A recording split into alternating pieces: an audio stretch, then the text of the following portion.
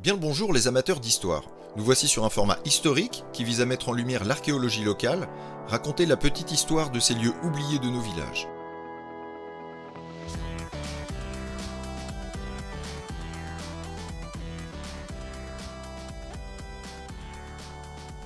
Nous allons vous faire découvrir une construction en pierre de la période du Néolithique entre moins 8000 et moins 2000 ans. Il s'agit d'une allée sépulcrale se trouvant dans la commune de Bruel-en-Vexin.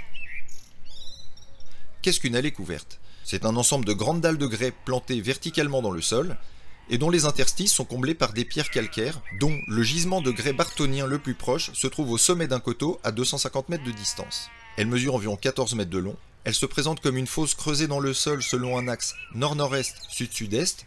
L'entrée vers le sud-sud-est est dans le sens de la pente. La chambre elle-même mesure 11,80 m de long. Elle est de forme légèrement trapézoïdale, large et haute de 2,25 m au chevet pour 2 m de largeur et de hauteur près de l'entrée. Le chevet est délimité par une dalle unique de 2,80 m de largeur, d'une hauteur de 1,70 m.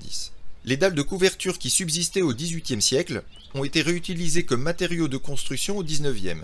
Selon Mortillet, une table de couverture était encore en position lors des fouilles de 1889 et une seconde était renversée à l'intérieur de la chambre.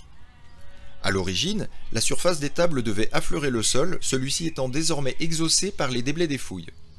A noter qu'une allée couverte est parfois fermée par un bouchon de pierre circulaire placé verticalement à l'entrée du couloir, et manœuvrable selon les besoins. Ici, l'enchâssement du bouchon de pierre est cassé. À quoi sert une allée couverte?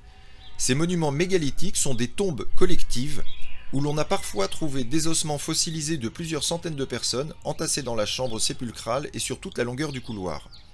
Les plus belles allées couvertes se trouvent en Bretagne, en Picardie et dans le sud de la Belgique, dans l'ouest et le sud de l'Île-de-France, mais aussi pour quelques-unes en Aquitaine. Les allées couvertes apparaissent comme une évolution des dolmens, elles sont en moyenne plus récentes que ceux-ci et appartiennent au néolithique final, la fin de l'âge de la pierre polie, et au chalcolithique, l'âge du cuivre, juste avant l'âge du bronze.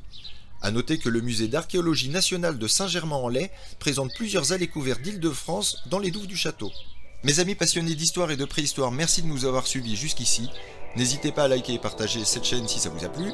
C'est gratuit et sans engagement et ça m'aide beaucoup. Mais aussi à me suivre en live sur ma chaîne Twitch. Amateurs de vieilles pierres, à la prochaine!